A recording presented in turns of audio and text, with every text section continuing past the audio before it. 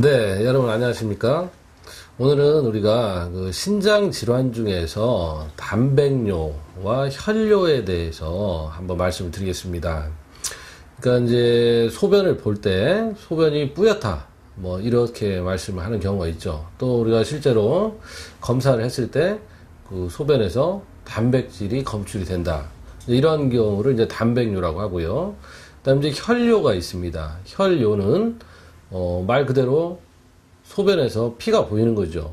물론 이제 피가 많이 섞여 있으면 육안으로 볼 때도 우리가 붉게 보이겠지만 뭐 그렇게 되는 경우는 그렇게 흔하지는 않죠. 하지만 우리가 신체 검사, 뭐 건강 검진을 통해 가지고 소변을 검사를 했는데 거기에 현미경적인 혈뇨가 나오더라, 이제 이런 경우가 있습니다.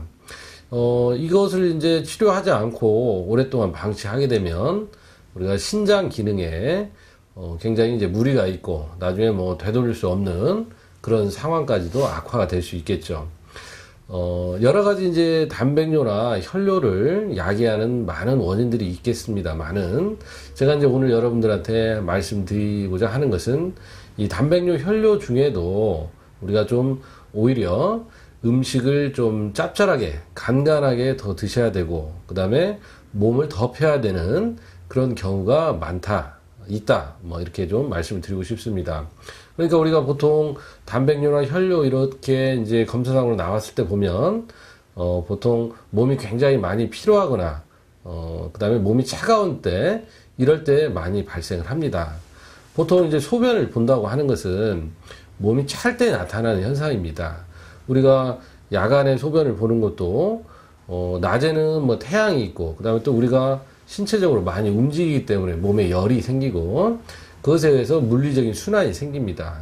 그렇기 때문에 몸이 따뜻해져서 낮에는 이렇게 소변을 자주 보지 않죠. 근데 이제 보통 우리가 뭐 나이가 들었다, 아니면 몸이 추워졌다 할 때, 그 다음에 겨울에 같은 경우 소변을 자주 보지 않습니까?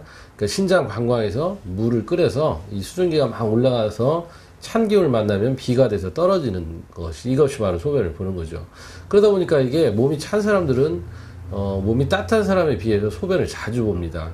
그래서 소변을 자주 보면은 우리가 신장에서 혈액을 걸러서 소변을 만드는 것이기 때문에 이 신장이 굉장히 부담이 된다는 것이죠.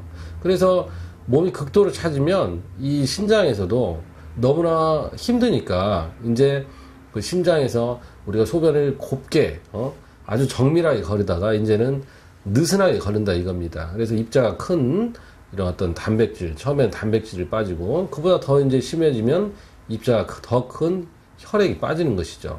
그래서 이런 경우는 우리가 몸을 따뜻하게 해야 되기 때문에 뭐 적절한 운동을 통해서, 그 다음에 또 우리 몸에서 순환 혈액이 떨어져서 그렇기 때문에 오히려 이럴 때는 염분을 적당히 섭취를 해서 혈액량을 늘려주고, 그 혈액량이 늘어나면 순환이 잘 이루어지기 때문에 몸이 따뜻해지는 그런 효과가 있고, 그걸 통해서 단백뇨와 혈뇨가 잘 치료되고 극복되는 경우가 충분히 있습니다. 그래서 이런 경우는 오히려 염분을 제한하지 말고 적당하게 간간히 먹으면서 몸을 따뜻하게 하면 좋겠습니다. 오늘은 여기까지입니다.